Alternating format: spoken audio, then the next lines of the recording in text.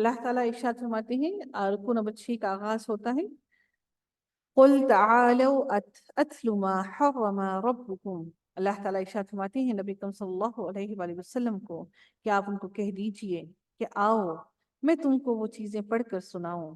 آؤ، میں کتنے پیار سے بلا رہے ہیں کہ آؤ میں تمہیں وہ چیزیں پڑھ کر سناؤں، پڑھ کر بتاؤں، ما حرم ربکم علیکم، کہ کون سی ایسی چیزیں ہیں جن کو تمہارے رب نے تم پر حرام کر دیا۔ اللہ تشرکو بھی شیئن، سب سے پہلی بات کیا کہی کہ تم اللہ کے ساتھ کسی کو شریک مت ٹھہرانا، وبالوالدین احسانا، اور والدین کے ساتھ احسان کرنا، والدین کے ساتھ احسان کرنا۔ اللہ تعالی کی اطاعت، اللہ رب العزت کی اطاعت کرنا ربویت کبریٰ ہے، یعنی کہ بڑا رب کی بڑی کبریٰ، ربویت کبریٰ، اور والدین کی اطاعت اور ان کی فرما برداری کرنا ربویت صغریٰ ہے، یعنی کہ والدین کی ہر حالت میں اطاعت کرنی ہے، ماں سوائے اس چیز کے کہ والدین آپ کو دین سے ہٹنے کے لیے کہیں، ان پر غصہ نہیں کرنا، خاموشی سے سن لینا ہے بس، ان سے اونچی آواز سے بات نہیں کرنا۔ میں نے کچھ دن پہلے ایک پوسٹ اپنا اسٹیٹس لگایا تھا کہ اگر والد اپنے بیٹے پر ہاتھ اٹھاتا ہے تو بیٹے کو یہ جائز نہیں کہ وہ اپنے والد کا ہاتھ روکے۔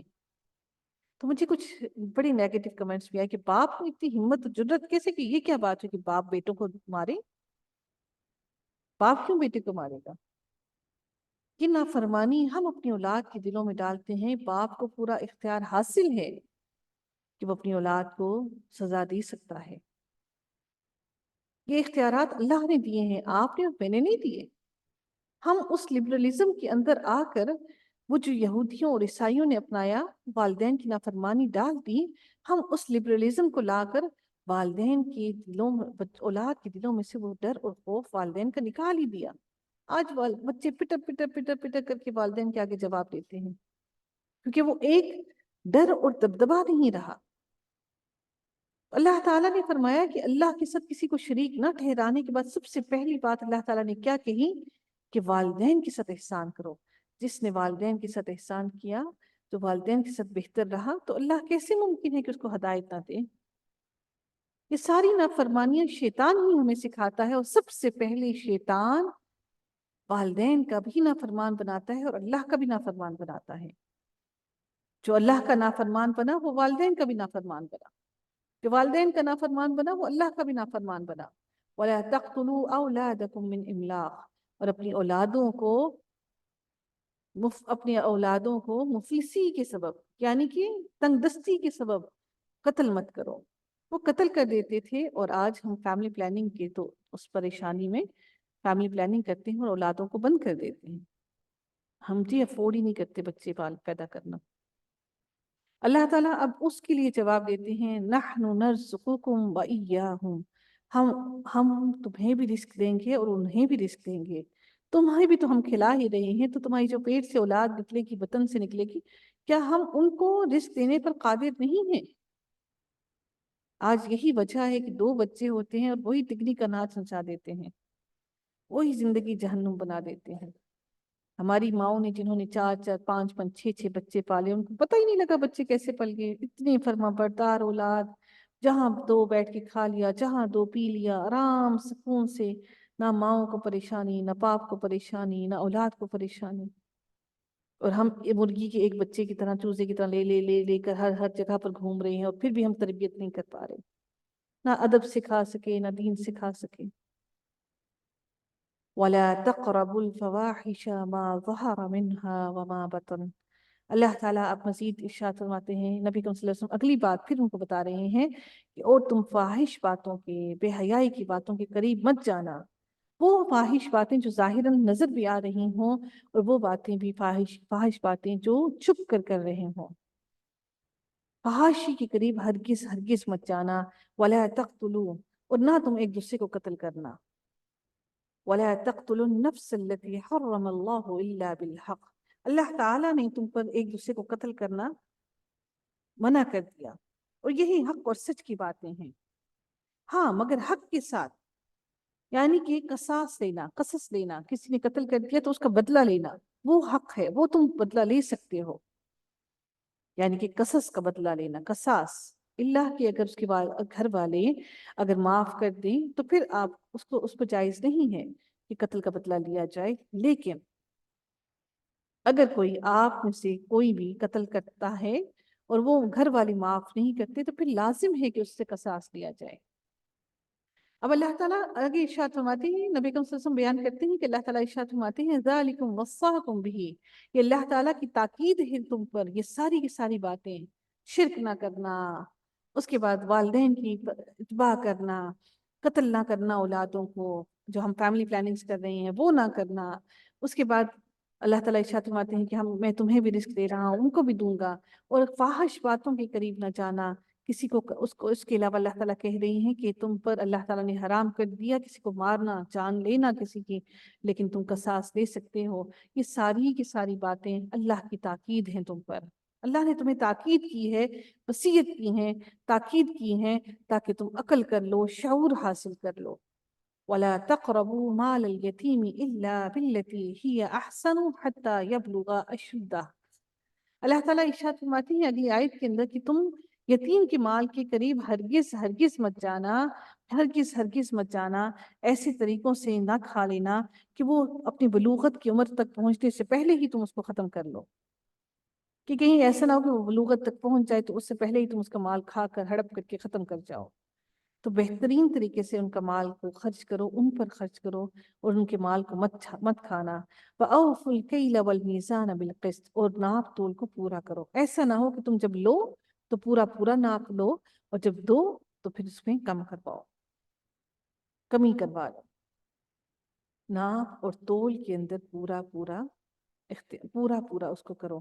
آج ہم لوگ اگر دیکھتے ہیں کہ اگر ہم لوگ بارگیننگ نہ کریں تو ہمارا معاشرہ بھی اتنا گندا ہو چکا ہے کہ وہ ایک چیز کی قیمت 3 گنا زیادہ بڑھا کر دے دیتے ہیں۔ ایک سوال میرے پاس آیا کہ کچھ خواتین بارگیننگ کر کے وہ پیسے کم کروا لیتی ہیں، اور کچھ خواتین بارگیننگ نہیں کرتی تو ہم اتنے ہی ڈبل کر کے پیسے مانگتے ہیں، اتنے ہی دے جاتی ہیں، تو کیا ہم پر یہ پیسہ حرام ہے؟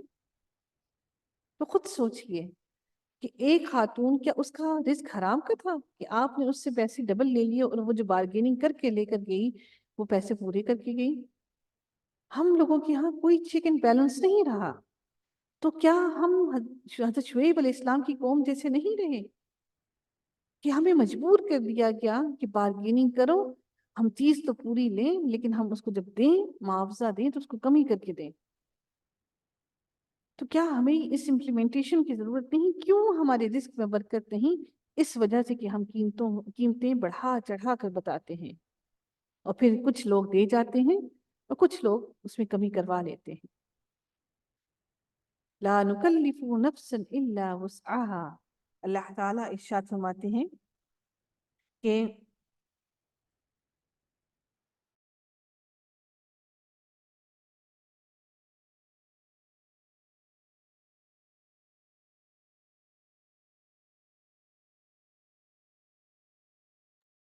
اللہ تعالیٰ ارشاد فرماتے ہیں آگے کہ لا نکلف لا نکلف نفسا الا وسعها، کہ ہم کسی شخص کو، کسی بھی انسان کو اس کی طاقت سے زیادہ تکلیف نہیں دیتے، اس کی وسعت سے زیادہ تکلیف نہیں دیتے۔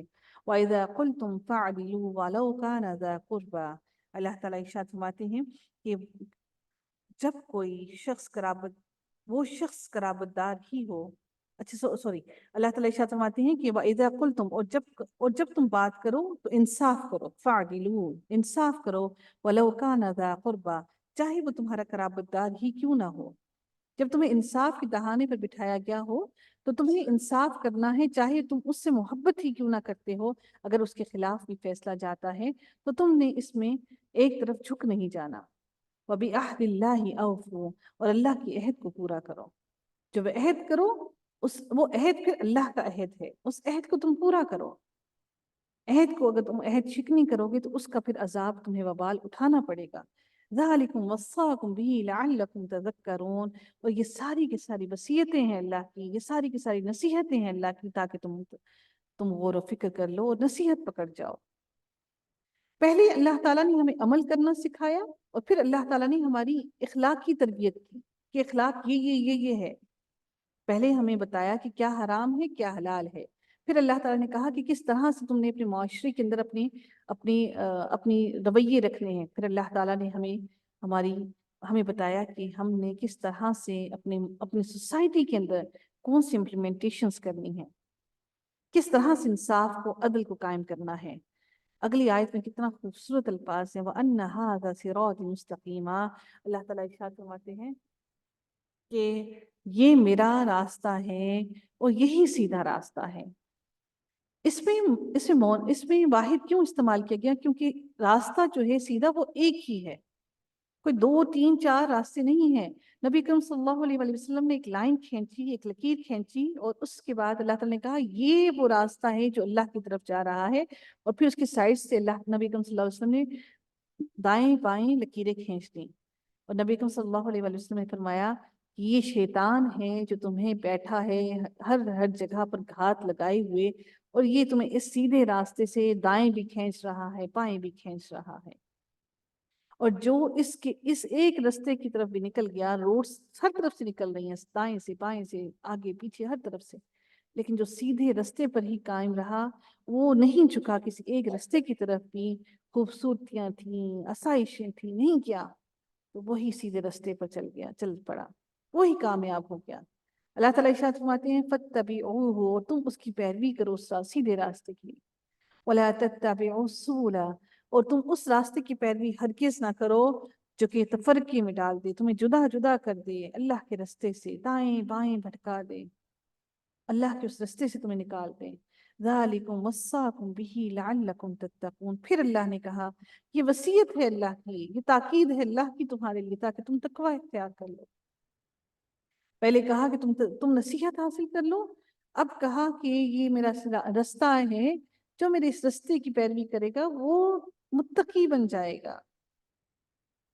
اب اگلی آیت کے اندر اللہ تعالیٰ کا یہ اسلوب ہے بیان کا کہ جب اللہ تعالیٰ نے تورات کا ذکر کیا پھر قرآن کا بھی کیا، کیونکہ اللہ تعالیٰ کے احکامات ہر کتاب کے اندر ایک ہی رہے، وہ بدلے نہیں کسی کے ساتھ بھی. تورات کا ذکر کیا تو اس کے ساتھ اللہ تعالیٰ نے قرآن کا ذکر کیا، اگر قرآن کا ذکر کیا تو اللہ تعالیٰ نے تورات کا ذکر کیا. کوئی یہ نہ سمجھ لے، کیونکہ سب سے زیادہ حجتیں اور تکالیف جو تھی وہ یہودیوں کو تھی، عیسائیوں کو اتنی تکلیف نہیں تھی. کوئی یہ نہ سمجھ لے کہ اللہ کا پہلے قانون کوئی اور تھا اور اب قانون بدل گیا. اللہ تعالیٰ اس میں ارشاد فرماتے ہیں ثم آتینا موسیٰ الکتاب تماما. اللہ تعالیٰ ارشاد فرماتے ہیں کہ پھر ہم نے موسیٰ علیہ السلام کو کتاب دی. کون سی کتاب دی؟ تورات دی. تماما علی الذین احسنا وتفصیلا. اللہ تعالیٰ ارشاد فرماتے ہیں کہ جس سے اچھی طرح عمل کرنے والوں پر نعمت پوری ہو، یعنی کہ اس کتاب کے اندر اللہ تعالیٰ کی تمام اچھے عمل کرنے والوں پر اللہ کی تمام نعمتیں پوری ہو جائیں. وَتَفْصِيلًا لِكُلِّ شَيْءٍ، اور اللہ تعالیٰ نے اپنے تمام احکامات ایک ایک لفظ کی کھول کر اس کے اندر بھی تفصیل سے بیان کیے تھے. وَهُدًى وَرَحْمَةً، اس میں ہدایت بھی تھی اور رحمت بھی تھی. لَعَلَّهُمْ بِلِقَاءِ رَبِّهِمْ يُؤْمِنُونَ، تاکہ وہ سارے کے سارے لوگ اللہ کی ملاقات پر یقین لے آئیں اور اس پر ایمان لے آئیں، اپنے رب پر ایمان لے آئیں اور اللہ سے ملنے کو مد نظر رکھتے ہوئے اپنے اعمال کو سدھار لیں. در حقیقت ہم اپنے رب کی اس ملاقات کو ہی نہیں مد نظر رکھتے. یہی وجہ ہے کہ آج ہمارے اعمال بہتر اور درست نہیں ہو رہے. اللہ رب العزت ہم سب پر اپنا خصوصی رحم کرے اور ہم سب کو صراط المستقیم پر چلنے کی توفیق عطا فرمائے. اللہ تعالیٰ ہمیں شرک کے رستوں سے محفوظ کر لے، اور اللہ تعالیٰ ہمیں ہر شر کے کام سے اور ہر شر کے رستے سے اللہ تعالیٰ ہمیں روک دے اور اس رستے کو ہمارے لیے بند کر دے. آمین یا رب العالمین. وآخر دعوانا ان الحمد للہ رب العالمین. صلی اللہ تعالی على خيره خلقه أجمعين برحمتك يا أرحم الراحمين. سبحانك اللهم وبحمدك نشهد لا إله إلا أنت نستغفرك ونتوب إليك. السلام عليكم ورحمة الله وبركاته.